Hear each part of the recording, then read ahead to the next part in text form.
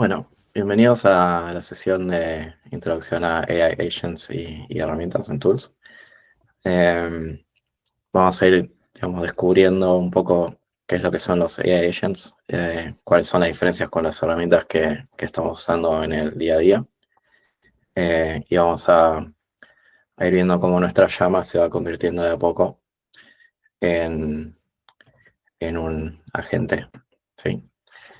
Eh, y bueno, con suerte, digamos, esto va a abrir toda una ventana para que nosotros podamos incorporar herramientas en nuestro trabajo del día a día, que incluso nos puedan llegar a ayudar a tener mejores tiempos de entrega, digamos, a generar productos de mejor calidad, etcétera. El mundo de la inteligencia artificial, sobre todo los agentes, es bastante amplio y no es tan crudo, por decirlo de alguna manera, digamos, por la manera en la que trabajan los agentes. Resultado de un, de un prompt, por ejemplo, puede variar un montón solamente en cómo te expresas en el prompt. Eh, entonces, esas cosas las vamos a ir descubriendo. Igual ya algo sabemos por las charlas que han dado los chicos, sobre todo la de Mati Jalik, que está por ahí. No sé si la recuerdan. Así que bueno, vamos a arrancar. Eh, bueno, yo soy el autor de esta charla. Eh, Soy Full Stack Developer en Sarebo hace 3 años. Eh, Tengo, bueno, 8 años de experiencia como desarrollador. Eh, los objetivos de esta charla, bueno, es introducirlos a ustedes a los conceptos de AI Agents, eh, aprender un poco sobre qué es lo que está pasando en el mundo de la IA y sobre todo de los agentes, eh, debatir sobre, digamos, estrategias para aprovechar lo mejor de lo que nos pueden brindar los AI Agents y, bueno, inspirarlos a que prueben, a que hagan sus tests y aprendan y después luego podamos compartir los resultados. Algunos disclaimers. Ninguna llama fue lastimada durante la presentación o durante el making of de la presentación. Y bueno, el landscape, digamos, el mundo de la IA evoluciona muy rápido. Estamos en pleno auge de la inteligencia artificial y de cómo se aplica en los trabajos, sobre todo en el nuestro como desarrolladores. Así que esta presentación, digamos, puede ser que esté desactualizada para el siguiente mes o probablemente quizá la próxima semana. Así que bueno, esto hay que seguirlo muy de cerca, cuesta porque va todo muy rápido. Quizá en un futuro, digamos, esto se establezca, digamos, se establezcan estándares que hoy por hoy no existen, y tengamos ya, digamos, manuales de cómo interactuar o cómo desarrollar usando inteligencia artificial. Eh, bueno, estuvimos viendo el feedback que nos dieron sobre cómo usan la inteligencia artificial en su día a día. La mayoría de ustedes dijeron que, bueno, que tienen conocimiento sobre GitHub Copilot o Cursor, y la mayoría los usan, digamos, como soporte, sobre todo, bueno, para el code completion y el chat-based support, digamos, cuando le preguntas algo a ChatGPT y te responde y lo trasladas a tu código.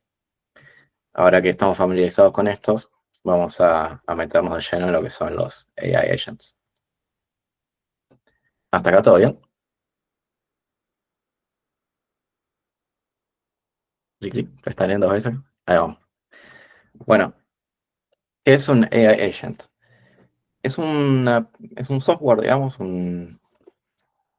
una serie de software o herramientas de software que, digamos, utilizan la inteligencia artificial de tal manera que puedan obtener más beneficios de ello. Se usan particularmente lo que se llaman Large Language Models o LLMs, de ahí viene la analogía con las llamas.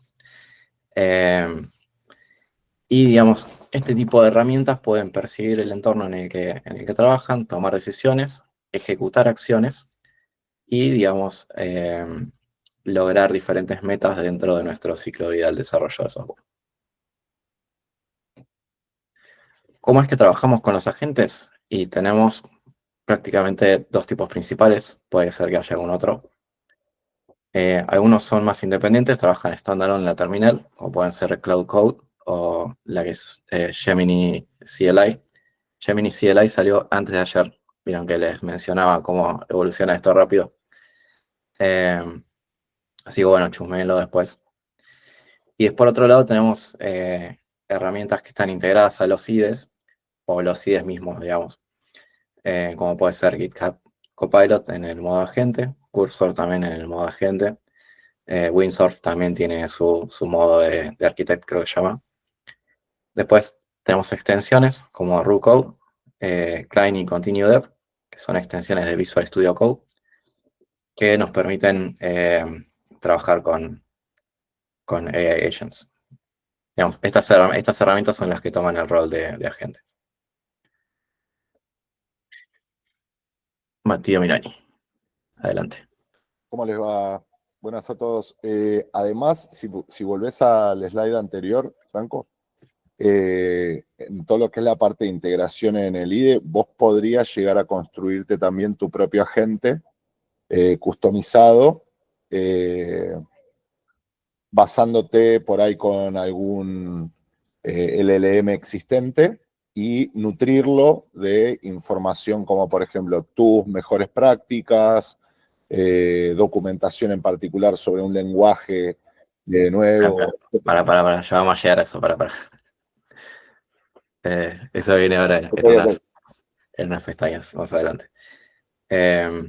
Bueno, estos son los más conocidos. Hay más herramientas, digamos, es el boom. Todos los días salen 2 o 3.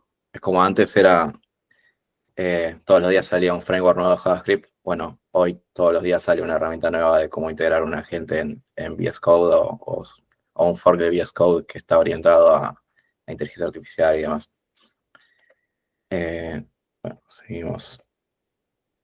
Esta es una arquitectura medio básica. Es más que nada una abstracción de la arquitectura, de cómo funcionan. Es un poco más complejo si nos ponemos técnicos, pero digamos, como a modo introductorio me parece mejor presentar esto y no irnos a lo tan técnico. En general, esta es la arquitectura, digamos, consta de un usuario. El usuario va a enviarle un prompt a la gente y el agente se va a basar en un contexto, que es una serie de instrucciones, que ya vamos a ver bien cómo es que nos modifican el comportamiento. Tiene a su vez herramientas en las que se puede apoyar, ¿sí? Herramientas que exceden ya la generación de texto de un chat, sino que pasan a ser, digamos, comandos que se ejecutan en nuestra terminal. Y después tienen memoria, que la memoria, digamos, está muy ligada al contexto, pero, digamos, el contexto es con lo que va a trabajar el modelo y la memoria, digamos, es como un caché que tiene ahí que puede meter cosas y sacarlas para no contaminar, digamos, los contextos que le van a enviar al modelo. Fíjense que la parte de AI Agent está separada del modelo en sí mismo. O sea, el modelo juega, o sea, es un actor independiente al agente. ¿Por qué? Porque el agente solamente es el conjunto de herramientas que hace que se integre todo esto. Pero el que realmente hace el laburo de pensar y de razonar es el modelo. ¿Hasta acá alguna duda? Porque esto es fundamental. Si no, no van a entender nada después.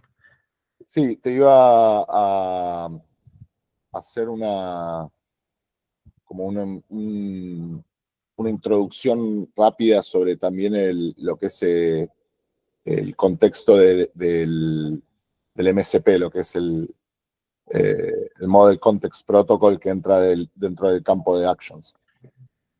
Sí, bueno, también tenemos algo de eso más adelante. Espectacular, Franco.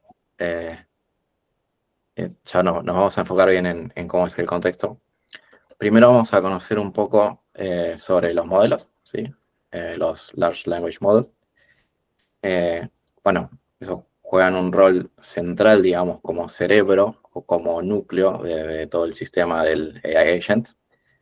Y, digamos, la diferencia con los modelos tradicionales con los que nosotros interactuamos, como ChatGPT y demás, es que nuestros modelos tienen la habilidad en este sistema de salirse del chat y ejecutar acciones, digamos. La forma en la que, bueno, técnicamente se vuelven más autónomos, ¿sí? La forma en la que trabajan es que, bueno, ellos requieren un input y procesan ese input y, digamos, se lo entregan a la gente de tal manera que la gente pueda generar un ciclo de trabajo con eso. ¿Qué hay dentro de un LLM? Esto es súper abstracto, sí. Digamos, es mucho más complejo la definición del LLM en sí, pero es más que nada para que la entiendan. ¿Qué hay adentro de un LLM y parámetros? Los parámetros son la información con el que el modelo fue entrenado y se mide en billions o trillions, digamos, de parámetros. No sé, los modelos más grandes tienen 1 trillón o varios trillones o 1 trillón y varios billones de parámetros. Y además tiene, bueno, sus propios algoritmos internos de procesamiento que le permiten al modelo eh, entender el input que le estamos pasando y darnos un output que podamos utilizar. Estas son algunas características que tienen los LLM. Ellos funcionan solamente con un input que se llama prompt. Bueno, todo el mundo ya sabe lo que es un prompt. No tienen memoria persistente, ¿sí? Esto por ahí es medio confuso porque cuando uno habla con ChatGPT durante el chat, sabe lo que le fuiste escribiendo antes. Porque las herramientas de chat en general esto lo hacen behind scenes, digamos, por detrás. Lo que van haciendo es juntan todo ese historial de chat y se lo van pasando internamente. Eh, el contenido del prompt se llama contexto. Esto lo vamos a explicar ahora en las próximas diapositivas. Los modelos tienen una cantidad de input límite que se les puede pasar. Ese límite se llama context window, ¿sí? Cada modelo en particular tiene su límite, digamos, su context window, y se mide en cantidad de tokens. Uy, perdón. Los tokens son básicamente cómo el modelo separa las palabras que uno le pasa y las ordena, digamos, en orden de importancia y las transforma en tokens, digamos. Pueden ser a veces palabras enteras o pedazos de palabras, depende si están conjugadas o no. No se traslada uno a uno a la cantidad de palabras que uno le diga. O sea, si uno le dice 600 palabras, no son 600 tokens, sino que probablemente sean menos. Una forma buena de saber cuántos tokens hay en una cantidad de texto es ir a esta herramienta que nos provee OpenAI, que se llama Tokenizer. A ver si la tengo abierta. Acá. Por ejemplo, vamos a copiar un texto, se lo pasamos acá al Tokenizer y nos dice que, bueno, hay 1074 caracteres, pero en realidad hay 191 tokens. Fíjense que hay una diferencia bastante grande entre la cantidad de tokens y caracteres. Esto es porque estos modelos en particulares hacen una muy buena, digamos, generación de tokens para que puedan administrar la información de manera más eficiente. Otros modelos quizás en una generación menos eficiente y sí se asemeje al número de caracteres, ¿sí? Bueno, volvemos al slideshow. Algunos modelos tienen features específicas como pueden ser Vision, Tool Calling, Resolving, Embedding. Estas son funciones específicas que hacen que los modelos estén un poco más especializados. Por ejemplo, los que tienen Vision son mejores para interpretar imágenes y generar contenido audiovisual. Tool Calling es una interfaz que los modelos conocen para que la gente pueda ejecutar tareas basadas en eso. No es que el modelo en sí se va a meter en tu terminal y va a ejecutar tareas, sino que es la interfaz que le va a dar a la gente para que la gente sea el que ejecuta las tareas. Bueno, Reasoning es una forma que tiene de procesar la información que te va streameando, qué es lo que va decidiendo mientras lo va armando. Y Embedding, los modelos que usan Embedding son modelos que se usan para entrenar otros modelos, justamente, que son más eficientes en cuestiones de ordenar los parámetros, ¿sí? La performance de los modelos se mide en tokens por segundo y, digamos, también puede estar ligado a ciertos benchmarks que se hacen, digamos, donde se agarran los mismos modelos y se los someten a las mismas pruebas y se evalúan los resultados. Vos, Mati, sabías bastante de los benchmarks. Si querés comentar algo. Sí, pero para no desviar mucho sobre eso, hay como una especie de consorcio, por decirlo de alguna manera, que tenés diferentes métricas en las cuales un lenguaje puede ser un LLM, ¿sí? Puede ser más eficiente para poder programar, por ejemplo, mientras que otro lenguaje puede ser mucho más eficiente para el reconocimiento de imágenes, por ejemplo.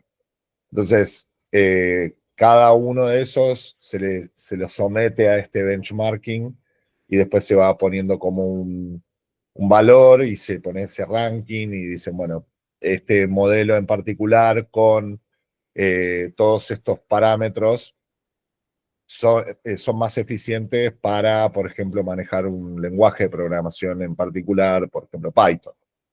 Entonces, pero digamos, para no entrar tanto en detalle, sí es muy importante el punto que destaca Franco, que es la parte de performance, que tomen lo que se mide en la velocidad de respuesta, que es el tokens por segundo, la cantidad de tokens por segundo. Cuanto más alto la cantidad de tokens por segundo, es mejor. Bien. Bueno, hablando de eso, la cantidad de tokens por segundo está ligada a dos cosas. Una está estrictamente ligada a la performance del hardware donde está corriendo el modelo. Sí, un hardware que está corriendo en una supercomputadora va a devolver mucho más token por segundo que uno que está corriendo en una notebook de hace 10 años. Y bueno, y además también depende de qué tan óptimos sean los algoritmos que utiliza para procesar la información. Y bueno, también depende un poco de la cantidad de parámetros en los que tiene, con los que fue entrenado el modelo. Eso vamos a hablar un poquito acá. Eso que los hace mejores o peores y la calidad y la eficiencia de sus algoritmos. Algunos de ellos, como decía Mati, están especializados en determinadas tareas, como puede ser generación de media, digamos, coding, o en entrenar otros modelos. Y por la cantidad de parámetros que tienen, digamos. Si vos comparas un modelo con otro, el que tiene más parámetros te va a saber hablar de más temas que el que tiene menos. Eh, los modelos pueden correr, digamos, pueden ejecutarse en casi cualquier unidad de procesamiento. Digamos, cualquier cosa que pueda procesar data puede correr un modelo, pero digamos, se benefician mucho de cuando se ejecutan en las GPUs, digamos, nuestras tarjetas de video. ¿Por qué? Porque las placas de video están especializadas en hacer procesamiento paralelo y muchos de los algoritmos que usan los modelos requieren, digamos, procesamiento paralelo. Lo más probable es que cuando estemos interactuando con un modelo a través de Internet, ese modelo esté corriendo desde el otro lado del mundo en una placa de video ultra super poderosa. Por eso a Nvidia le estuvo yendo tan bien en este último tiempo. Claro, también ahora vamos a ver un poquito de eso también. Hay dos grandes grupos de modelos, los propietarios, digamos, que los desarrollan las grandes empresas de inteligencia artificial, como pueden ser los de OpenAI, como GPT 4.1, 4.1 Mini o 3. Tenés Google Gemini, Anthropic Claude Sonnet, Opus, Haiku, digamos, los de Anthropic son los que vienen barriendo el piso básicamente con los demás modelos últimamente. Y por otro lado tenés modelos open source que digamos, los puedes descargar y correrlos en tu máquina. Hay software que sirven específicamente para correr modelos y servirlos a través de tu red como si fuera una API, como pueden ser Olama, Llama CPP, LM Studio, bueno, hay otros. Los modelos open source más conocidos son DeepSeek, Gemma, Queen, Mistral y Llama. Este lo desarrolla Meta. Para aquellos que quieran probar correrlos, van a necesitar una placa de video lo más probable. Si es NVIDIA, digamos, se benefician de que tenga estos núcleos que se llaman CUDA cores, que son para hacer procesamiento en paralelo justamente.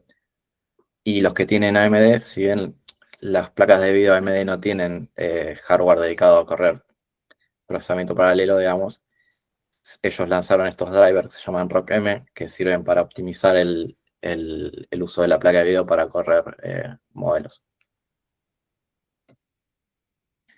Bueno, el modelo de negocio de los LLM, hay dos grandes tipos, aunque también hay un tipo híbrido que quizás después lo mencionemos. Eh, Algunos están atados a una suscripción, digamos, vos te suscribes por un precio mensual y por ese precio obtenés un paquete que te deja interactuar con una determinada cantidad de modelos y probablemente de los mejores modelos tengas un rate limit. ¿Sí? No podés interactuar más de tantas veces por minuto o incluso de tantas veces por mes con los modelos más poderosos, digamos. Y por otro lado tenés el Pay As You Go, que te cobra en base a la cantidad de tokens con los que vos, digamos, interactúas. Se suman la cantidad de tokens que vos envías y la cantidad de tokens que vos recibís. Y a veces tienen precios diferenciados. Son más baratos los tokens que vos envías que los que recibís. Ese modelo, digamos, lo tienen Gemini, lo tienen OpenAI y OpenRouter. OpenRouter es un proveedor de modelos que tiene un montón de modelos que vos podés elegir y tienen diferentes precios.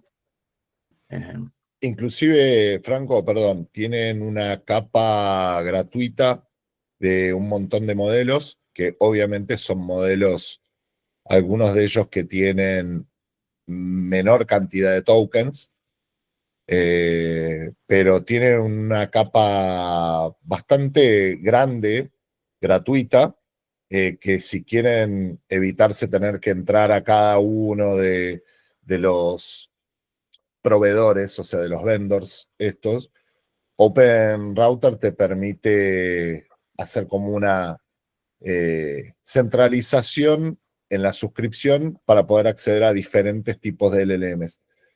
Les sugiero que si quieren, hagan una suscripción a Open Router, no les van a cobrar nada, no le van a pedir datos de tarjeta de crédito para hacer la suscripción y ya pueden empezar a jugar con alguno de esos eh, LLMs solo generándose las API keys para elegir el modelo. Bien, tal cual. Bueno, esto es, por ejemplo, la página de OpenAI que detalla los precios de los modelos. Fíjense, por cada 1 millón de tokens, GPT 4.1 te cobra $2. Y por cada output que te dé, digamos, por cada 1 millón de tokens, te cobra $8. Fíjense la diferencia de precio abismal que hay con los otros modelos. Porque, bueno, pues este es básicamente el mejor modelo que tienen. eh, el que está más actualizado, el que tiene más parámetros, el que mejor te responde, digamos. Quizá no sea el que necesites para todas tus tareas, digamos, si vos tenés que resolver problemas de código de baja complejidad o otras tareas que no requieran un súper pensamiento, es un despropósito usar este modelo, sino que tendrías que ir a otros modelos más especializados como pueden ser estos dos, GPT-4 Mini o Nano. Bueno, hay varios modelos, incluso no de OpenAI, pueden ser de Gemini o de Anthropic. Esto es solo un ejemplo de cómo se representa el Billing Model, digamos. Bueno, prompt chaining and context, digamos, cómo trabajamos con nuestros prompts y los modelos. Bueno, recordamos que los modelos no tienen una memoria persistente, entonces cada vez que queramos interactuar con ellos, necesitamos recordarle que es todo lo que estuvimos hablando prácticamente. Entonces lo que se hace es, se envía los inputs anteriores y los outputs que nos devolvieron también. Haciendo eso, nosotros lo que hacemos, estamos proveyendo al modelo de un contexto. Pero bueno, el contexto no es solamente el prompt history, digamos, tu historial de chat con el modelo.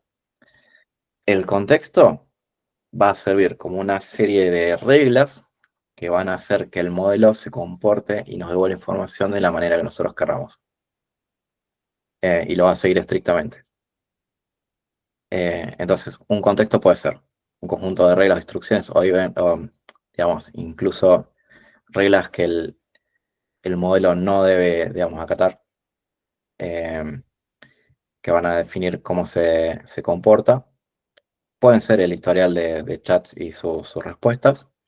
Y también puede ser, digamos, documentación, ejemplos o archivos. Si nosotros le pasamos un pedazo de archivo, le decimos, queremos que, no sé, que me arregles los errores de TypeScript, el archivo que le enviemos, digamos, toda esa cantidad de código va a ser parte del contexto. Bueno, volviendo a la gente.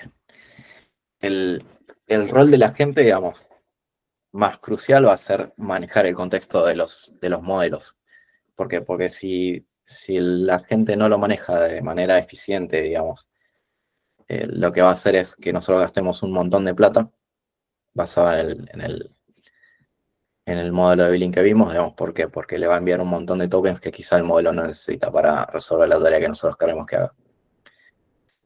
Eh, digamos, cuando el contexto se vuelve demasiado grande, algunos agentes lo que hacen automáticamente es condensarlo, o sea, lo hacen un resumen básicamente de todo eso que estuvo, digamos, trabajando, o algunos incluso te fuerzan a iniciar una nueva conversación, digamos.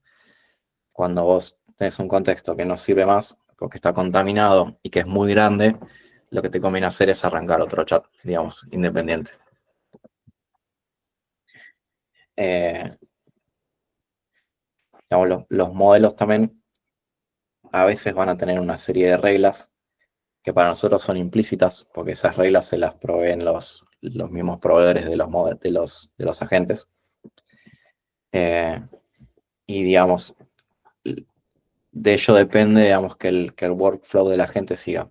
¿Por qué? Porque el agente lo que hace es enviarle un prompt al modelo y a su vez está esperando que ese modelo le responda exactamente como el agente necesita. Si eso no llegase a suceder, el agente no va a saber interpretar qué es lo que le está diciendo el modelo y la ejecución se va a cortar ahí, digamos, te va a tirar un error, te va a decir, me parece que el modelo no entendió lo que yo le quise decir o no está funcionando o algo pasa. Eh, en cambio, cuando el modelo sí responde como el agente quiere, digamos, tiene una cierta cantidad de interfaces que va a hacer que la gente reaccione y actúe de determinadas maneras. Por ejemplo, después de un prompt la gente nos puede hacer una pregunta, puede ejecutar una línea de comando como puede ser npm run build o puede ser drop table users, y hay que tener mucho cuidado con lo que ejecutan los agentes. Y digamos, también puede hacer es cambiar o administrar el contexto que nosotros estamos enviando para atacar un problema desde otra perspectiva. Por ejemplo, si nuestro agente está enfocado en ejecutar un código y el modelo se da cuenta que la tarea que nosotros definimos no sirve para resolver el problema que estamos resolviendo, va a volver para atrás y te va a decir, no, me parece que esto hay que encararlo de otra manera. O dividir el problema en subproblemas, o bueno, corregir algún error o alguna otra cosa. Hasta acá vamos bien.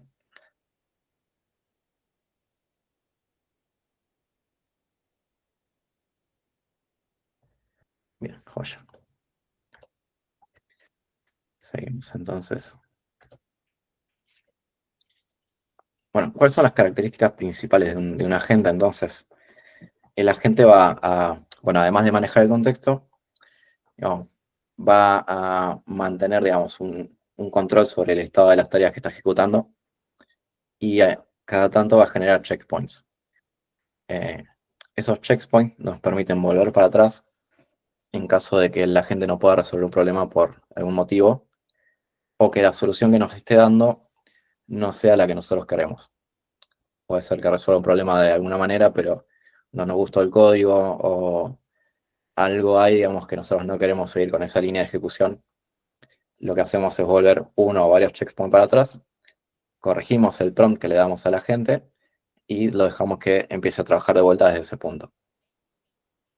Eso lo suele manejar internamente cada agente, pero más allá de eso es una buena práctica que nosotros llevemos nuestro propio control sobre lo que está haciendo la gente con básicamente nuestras herramientas de control de versionado, como es Git. Entonces, una vez que la gente terminó de hacer algo, nosotros lo vimos, nos gustó, vamos a Git, lo comiteamos y seguimos. Incluso, digamos, le podemos decir a la gente que, digamos, una vez que termina su tarea, que actualice su reporte de tareas y que haga el commit correspondiente y luego seguimos trabajando. Algunos agentes tienen la característica de que pueden hacerse como una memoria, digamos, es lo que se le dice memory bank, que es un archivo que recibe nuestro proyecto, que tiene todas las piezas, digamos, útiles del contexto que necesita, pero que no son relevantes para todas las tareas, sino para algunas tareas en particular. Entonces lo que van a hacer de manera inteligente es ir a buscar parte de ese contexto cuando lo necesita y dejarlo ahí. Eso lo que va a hacer a la larga es que nos va a ahorrar en cantidad de tokens que nosotros le enviamos al modelo. Y bueno, también un agente puede hacer uso de librerías o de herramientas específicas que tienen, digamos, propósitos sumamente específicos, que son los MCP que mencionaba Mati. Y ahora vamos a meternos de lleno en eso. Los MCP o Model Context Protocol son piezas de contexto, digamos, que es información o documentación que está específicamente especializada para ser procesada por agentes de inteligencia artificial y que, digamos, exceden al entrenamiento que tienen los propios modelos. Entonces, existen servidores o servers de Model Context Protocols que van a estar especializados en distintas tareas. Por ejemplo, puede haber un MCP server de MySQL, por ejemplo, que le va a decir al modelo cómo interactuar con una base de datos de MySQL. Puede ser documentación actualizada de cierto lenguaje, de cierta librería. Y bueno, para todo lo que se le ocurra, seguramente ya hay un MCP server ahí. Los MCP servers tienen su propia arquitectura, así que no lo vamos a ver ahora porque es medio, por ahí nos metemos en algo muy técnico, pero dentro de la arquitectura del MCP server, nuestro agente va a actuar como un cliente. O sea, nuestro agente va a ser el cliente del MCP server. Normalmente los MCP servers se agregan, digamos, a nuestra agente modificando un archivo JSON, o algunos editores ya directamente tienen una UI donde vas al menú MCP y agregas el que vos quieras. Y bueno, haciendo uso de un MCP server, un agente puede, es lo que comentaba, acceder a documentación actualizada. Este MCP server se llama Context7, tiene data actualizada de prácticamente todas las librerías y frameworks que existen. Pueden, bueno, crear commits en diferentes plataformas, como puede ser GitHub, GitLab, etc. Y pueden, haciendo uso de ellos, pueden hacer consultas a tu base de datos, correr test, etc. ¿Se entendió? Es muy abstracto. Sí, se entendió y creo que una versión simplificada de todo esto, piensen que para un agente, al poder darle la posibilidad de conectarse como cliente a un MCP server, le estás dando superpoderes a ese agente. O sea, ese sería como el resumen en sí, le das la posibilidad de que salga de solamente el contexto de razonamiento también a poder hacer acciones en forma directa, dándole esos superpoderes, como todos los que describía Franco, como inclusive vos podrías darle la definición de toda la documentación de los endpoints de una API y le permitirías a ese agente a poder interactuar contra una API. Tal cual.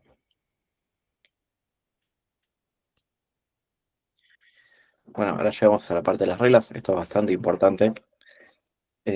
Algunos agentes, digamos, digamos, proponen que vos agregues un set de reglas que van a tener un impacto, digamos, enorme en la calidad del desarrollo que genere el agente. Ese set de reglas va inyectado directamente en el contexto que va a mandar el agente en los prompts. Y bueno, casi siempre, digamos, está implícito que va con los prompts, pero a veces, dependiendo de la gente, se lo tenés que recordar, digamos. Entonces, esas reglas son archivos Markdown que van a estar presentes en nuestro proyecto, en las que vos podés referenciar cuando hablas con el agente, decir, bueno, no te olvides de que estas son las series de reglas que tenés que seguir. Y luego, después de eso, le decís que ejecute la tarea que vos quieras que ejecute. Esas reglas, digamos, no tienen nada de especial, son las reglas que nosotros mismos seguimos cuando estamos desarrollando nuestros sistemas. Y digamos, lo que va a hacer es mantener a los modelos entre las digamos, las barreras de las buenas prácticas, digamos. No va a ser código que después no podamos debuguear. A su vez, digamos, bueno, para no tener un contexto gigante de reglas, lo que se recomienda es que las reglas estén declaradas de manera corta y consistente y que no tenga más de 6.000 palabras.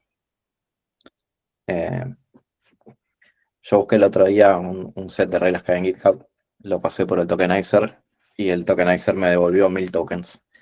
Así que es bastante poco, digamos, la cantidad de tokens que comes, digamos, en el contexto para la cantidad de impacto que eso tiene después en la calidad del desarrollo. Normalmente hay dos scopes para las reglas, ¿sí? Las reglas globales y las reglas del proyecto. Bueno, más o menos se entiende por sí sola, pero las reglas globales son las que generalmente van a aplicar a todos nuestros desarrollos, que incluyen, digamos, las definiciones de las buenas prácticas, cómo nosotros trabajamos con no sé, con las herramientas de versionado y demás, que no tienen que ver con arquitecturas específicas de ningún proyecto o de herramientas en particular, son buenas prácticas sobre la disciplina del desarrollo.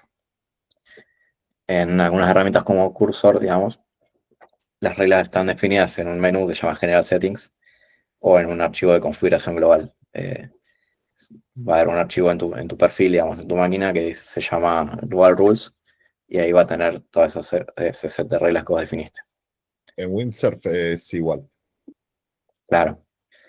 Y bueno, después tenés reglas del proyecto, que estas sí están atadas específicamente a la arquitectura o a cómo queremos nosotros que se trabaje en ese proyecto en particular, que no necesariamente aplica al resto de los proyectos. Yo por lo que he visto es raro que usen Project Rules, algo que sean proyectos muy especializados en algo. En general, la gente le mete más a las Global Rules que a las Project Rules.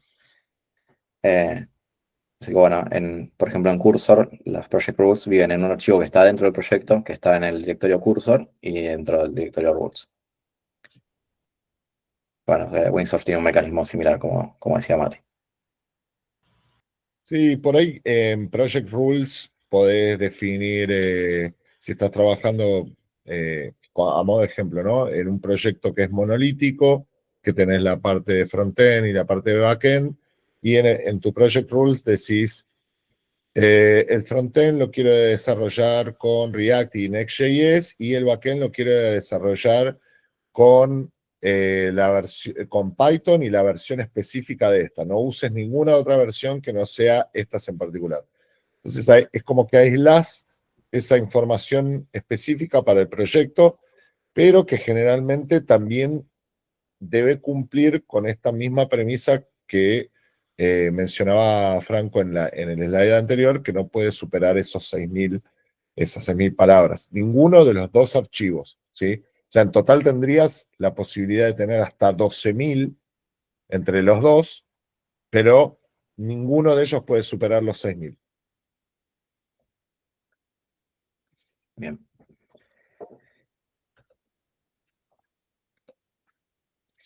Bueno, acá escribimos un poco más, digamos, cuando un agente, digamos, de AI como Cursor o Windsurf procesan los requests, digamos, combina ambos sets de reglas eh, para tener, digamos, bueno, un entendimiento comprensivo de lo que es el contexto. Normalmente cuando se encuentran ambas, digamos, si chocan, las que tienen precedencia son las del proyecto y no las de las globales.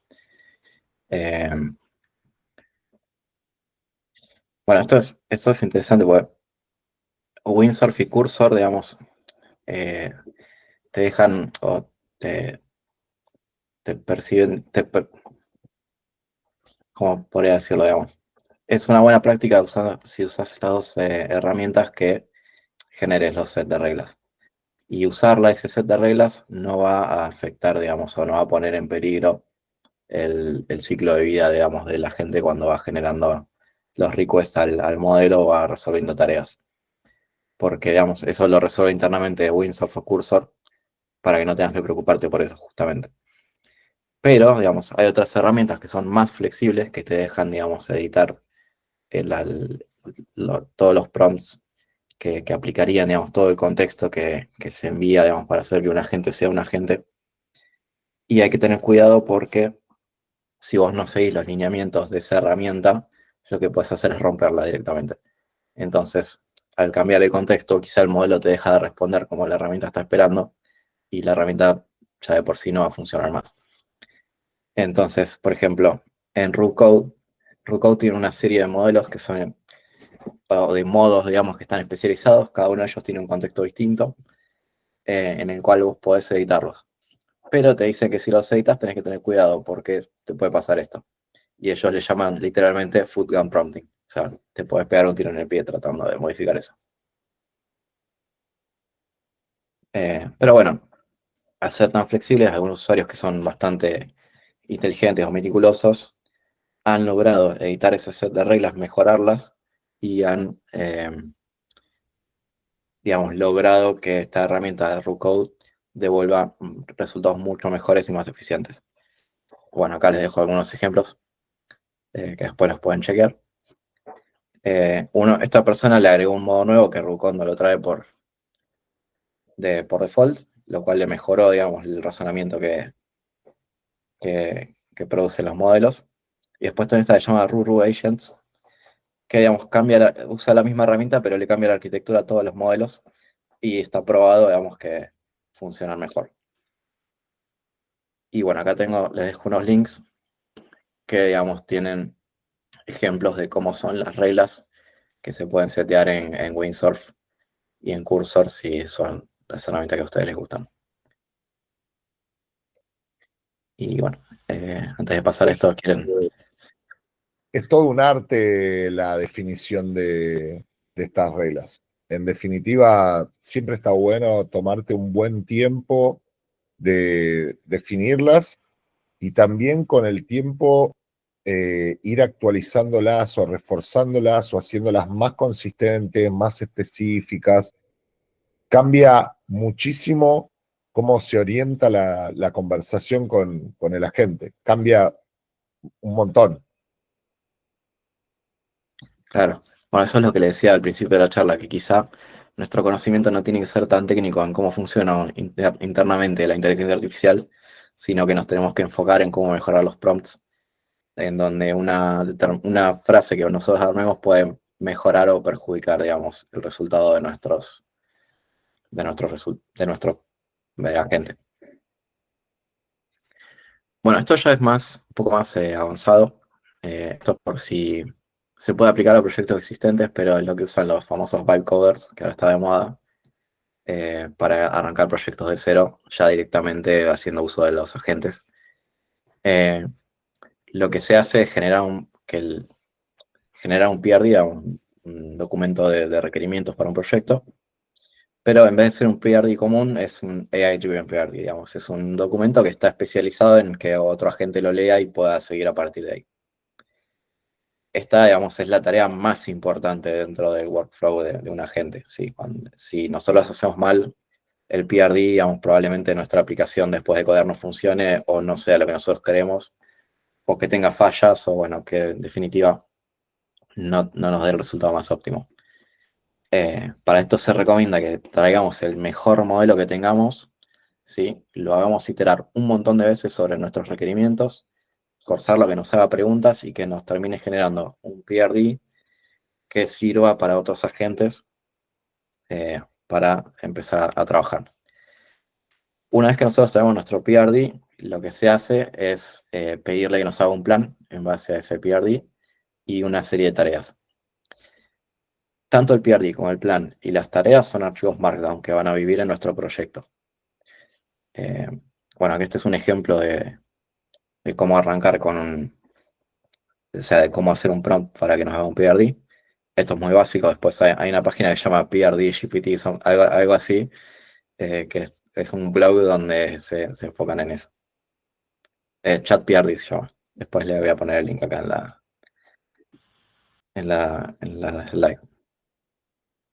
Y hay una cosa importante que esto que dice Franco, que es como la piedra nodal de todo esto, que es cuanto más iteraciones tengas a la hora de generar este AI-driven PRD, plantas, de todo tu proyecto, en definitiva, lo que vas a hacer es ahorrarte un montón de tokens al pedo a la hora de desarrollar, eh, y conviene invertirlos mucho mejor acá, que el resultado que vos obtengas siempre va a ser mucho más preciso, mucho más conciso, va a perder menos tiempo el modelo en obtener el resultado que vos esperás, porque quieras o no, de alguna manera es él mismo quien generó, te ayudó y colaboró a generarte toda esta información. Entonces después, toda esa parte que está contextualizada, cuanto mejor lo hagas, más preciso, menos desvíos y alucinaciones va a tener el modelo a la hora de trabajar. Claro. Básicamente trabajar con agentes es tratar de sacar el mejor resultado con la menor cantidad de tokens posibles, digamos. Una buena estrategia para lograr eso es esta que estamos mencionando, justamente, tener el mejor PRD para empezar, y empezar a trabajar a partir de ahí.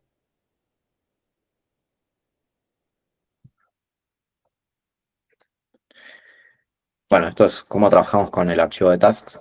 Digamos, cuando ejecutamos una tarea, le tenemos que decir a nuestra gente que ejecute una cada vez, ¿sí? Una al mismo tiempo. Esto va a hacer que la gente pueda manejar el contexto de manera más eficiente, digamos. Lo que puede pasar, por ejemplo, con RuCode, si vos no le decís que haga una sola tarea, cuando empieza a trabajar empieza a hacer una por una. Entonces vas a tener teniendo un contexto gigante que capaz que el modelo no necesita, e incluso lo llega a perjudicar porque va a empezar a leer contexto de otras tareas que no tienen nada que ver y te va a empezar a envenenar, digamos, el output. Eh, Cada vez que la gente vaya a ejecutar una tarea, le tenemos que referenciar, digamos, nunca te olvides de pegarle una mirada al PRD, al plan y las tareas. Eso es una regla de oro.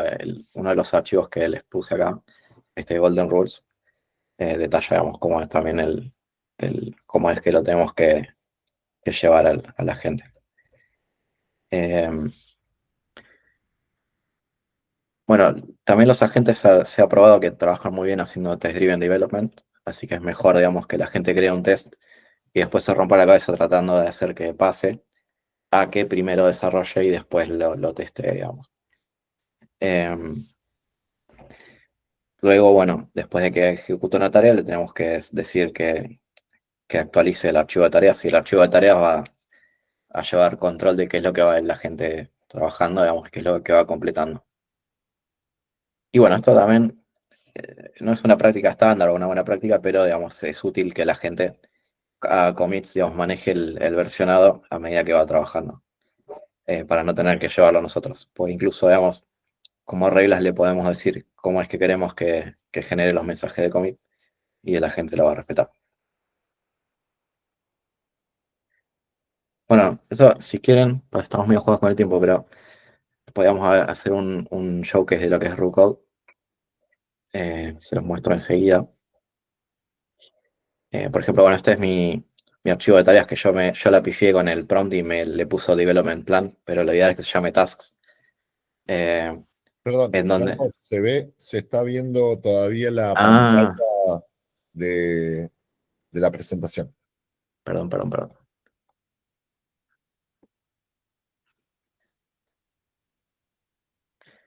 Bueno, este es, como les mencionaba, el archivo de tasks que me hizo. Se llama Pepino Tax Manager porque estaba haciendo una aplicación que me lleve los impuestos. Pepino es el nombre de mi gato, no piensen nada raro. Eh, y bueno, lo primero que hice fue, digamos, hacer que digamos, me instale las dependencias. Esta es la interfaz de RuCode. Eh, RuCode tiene varios modos que se van pasando, digamos, el ejercicio, vamos, unos con otros. No es que vos le tenés que decir, sí le podés especificar, bueno, esta tarea se la con tal modo, pero lo que uno hace normalmente es arrancar con el modo orquestador. El modo orquestador no puede leer ni escribir archivos, no puede ejecutar nada de código ni nada. Lo que hace es pensar. Y cuando lo termina de pensar, sabe a qué modelo de leerle la tarea. Normalmente se lo delega al arquitecto. El arquitecto va a generar una serie de tareas o subtareas y se las va a ir pasando al agente de código. El agente de código va a ejecutar el código, va a crear nuestros archivos, va a arreglar los errores y demás. Y estos modos que tiene acá son como de soporte, digamos. Puede ser que si el modelo no entiende algo, este ask va a analizar el contexto de lo que está pasando y nos va a alargar una pregunta en el chat que nosotros le vamos a tener que responder. Y bueno, este debug está especializado en resolver problemas de linting, de TypeScript, digamos, de errores de tipado y demás. O bueno, resolver bugs, digamos. Cada uno de estos modos tiene un contexto propio que se lo inyecta RuCode, que se puede editar, por ejemplo. Tiene varias opciones para tocarlo. Acá este que dice Preview System Prompt te larga todo el contexto que le da RuCode al modo ese. Son una banda de texto, de tokens, digamos. El RuCode no es la herramienta más eficiente. Por ejemplo, por cada request que le hace al modelo, emplea más o menos un promedio de 10.000 tokens, que es un montón para este tipo de herramientas. Eh, Imagínense que te cobra cada 1 millón y 1 millón de tokens se lo puede consumir en 4 o 5 tareas, o sea, en un ratito nomás de estar trabajando con esto. Pero bueno, yo lo quería mostrar porque como esta herramienta es tan flexible, permite, digamos, ver los conceptos aplicados. Sí, nosotros no podemos ir a Cursor y ver qué es lo que le inyecta el prompt detrás de escena. Sí, sabemos que va a respetar nuestras reglas y demás, pero no lo podemos ver, digamos, al fin y al cabo. Eh, y bueno, si nosotros, por ejemplo, yo ahora tengo abierto nuestro development plan, le podría decir tranquilamente al orquestador que ejecute la tarea número 2. Entonces, es lo que le voy a decir.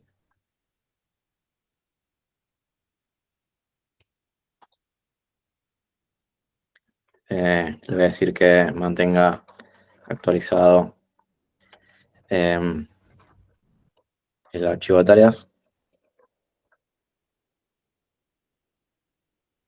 y le voy a pasar como contexto nuestro PRD, como habíamos dicho. Yo lo tengo acá. Y nuestro archivo de tareas.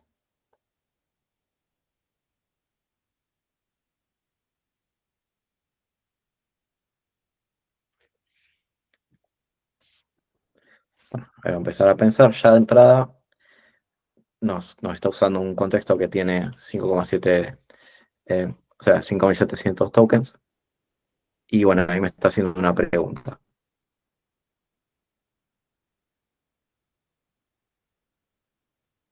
Eh, me pregunta si quiero switchar a mod para empezar a trabajar. Por ahí, si no, digamos, puedes llevar control sobre lo que está haciendo y si no te gusta algo de lo que te propone, digamos, se lo rechazas y va a intentar buscar otra manera de resolverlo.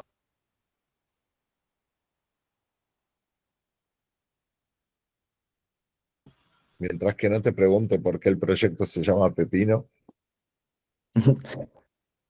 Me parece que se lo puse en el PRD.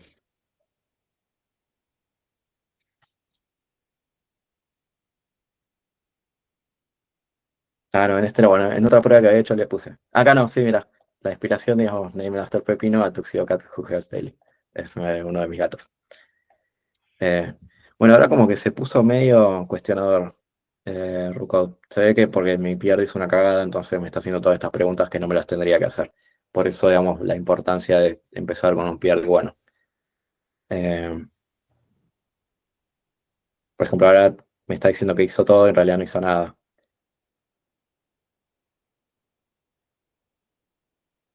Bueno, me propone los cambios y demás. Esto, digamos, chequenlo ustedes, digamos, porque si no vamos a estar toda la noche diciéndole al bot qué es lo que tiene que hacer y qué es lo que no. Pero bueno, lo que les quería mostrar acá es cómo interactúan los diferentes modos que tiene. Y bueno, a cada modo se le puede asignar un modelo. Yo probé corriendo uno local que no me funcionó, digamos, tengo uno de OpenRouter, como proponía Matías hace un ratito. Y si no, si tenés GitHub Copilot, puedes usar alguno de los modelos de OpenAI que vienen con la suscripción de GitHub Copilot. Eh, Vamos a volver a la presentación.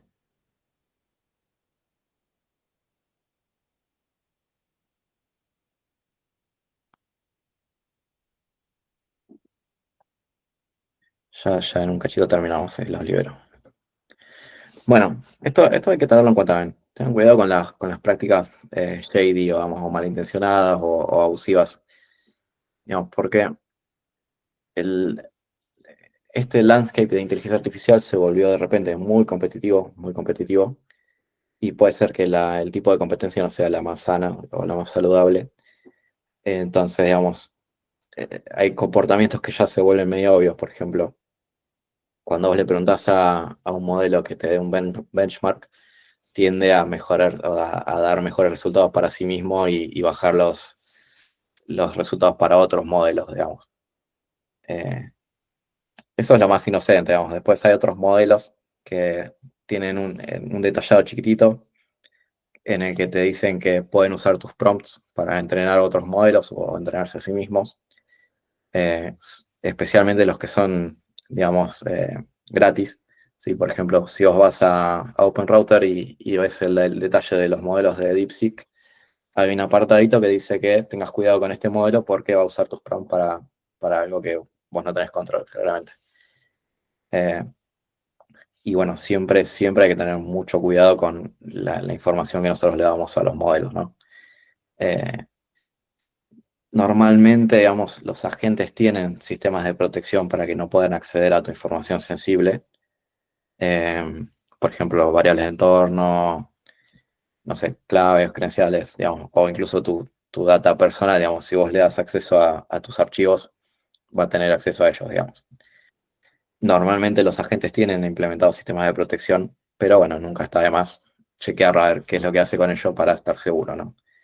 Sobre todo, digamos, si esto se aplica algún día en un entorno real de producción, no vamos a querer que nuestro agente filtre, digamos, nuestras claves de CH en Internet. Hay un artículo de alguien que le pasó y se dio cuenta 2 o 3 meses después, y la secuencia es graciosa porque primero dice, mira, soy un capo, mira cómo uso los agentes, digamos, el futuro es hoy, no necesitamos más desarrolladores, y a los 3 meses estaba desesperado pidiendo ayuda en un foro porque todas sus claves se habían filtrado. Hay una Eh, prueba que pueden hacer que es muy simple, muy rápida, y es si crean un archivo de variables de entorno, un punto .env común y corriente, y a la vez crean un archivo que sea el punto .gitignore, y dentro del gitignore ustedes ponen el archivo de punto .env, inmediatamente el agente te va a decir, si están hablando en un contexto de, por ejemplo, de utilizar el nombre de una variable de entorno, algo en su código y demás, te va a decir que no sabe de la existencia del archivo de .env ni de la variable de entorno que está dentro, porque hay antes un archivo que es el gitignore que lo va a respetar a rajatabla. Entonces te va a decir, no tengo acceso a las variables, si querés indicame el nombre que definiste en tu archivo de variables de entorno. No sabe de la existencia y no puede ni siquiera abrirlo y modificarlo. Ahora, si vos tuvieses no tenés el archivo de gitignore y tenés el archivo de .env y en algún momento lo referenciaste y le dijiste, mira, ahí están las variables de entorno, él lo va a poder leer y lo va a poder modificar. Así que ahí tienen una prueba que pueden hacer. Crear un .env, crear un .gitignore, que dentro del gitignore esté definido el archivo .env como algo para excluir y no lo va a poder interpretar. claro. Incluso algunos agentes tienen sus propios archivos de ignore. Por ejemplo, creo que Cursor de uno se llama Cursor Ignore, donde funciona igual, pero lo que hace es que Cursor ignore sí o sí, digamos, la existencia de esos archivos.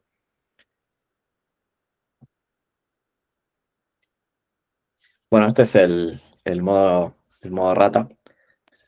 Si quieren empezar a experimentar y no quieren gastar dinero, digamos, lo que pueden hacer, que esto es lo que mencionaba Mati hace un rato, arrancar con root code, hacerse una cuenta en OpenRouter y usar los modelos de OpenRouter, teniendo en cuenta siempre que OpenRouter, que los modelos que son gratis pueden llegar a usar esa información para algo más, ¿no?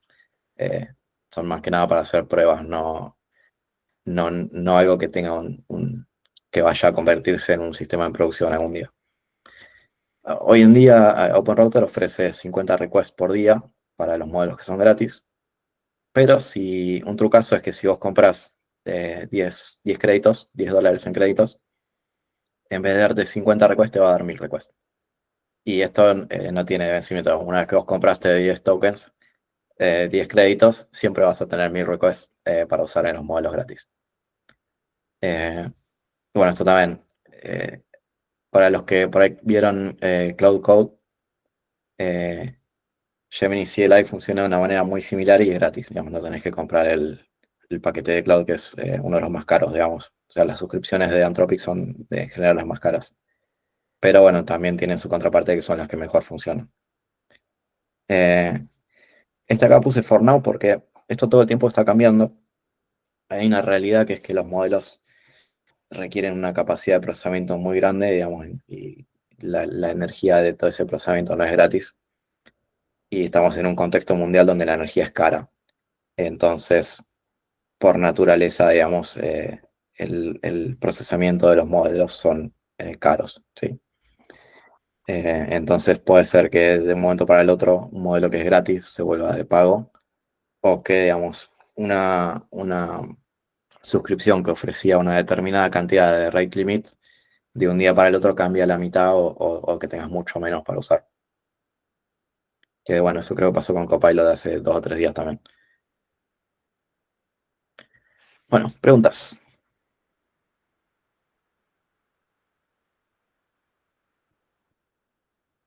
¿Estamos hasta 10? Yo tengo una para hacerte, o sea, sé la respuesta, pero quedó algo que vos mencionaste, que es con respecto a cuándo conviene iniciar una nueva conversación y cuándo, o sea, cuándo poder decidir el momento en el cual vos estás teniendo una conversación que ya está como intoxicada y abandonar esa conversación e iniciar una nueva. Bueno, eso hay prácticas, no está establecido, digamos, cada uno tiene su librito, digamos. Normalmente de lo que se habla es que si vos después de 10 iteraciones el modelo no resolvió el problema que tenía que resolver, esa conversación ya no sirve para nada, digamos, ese contexto está envenenado. Entonces tenés que volver para atrás y arrancar de vuelta. Y la otra, bueno, es tratar de no mezclar los contextos entre tareas, digamos. Al finalizar una tarea, ese chat lo cerras ahí para que ese contexto de esa tarea no te envenene el contexto siguiente, digamos. Eh, no sé si eso responde. Sí, sí, sí. Bien, ¿algún otro?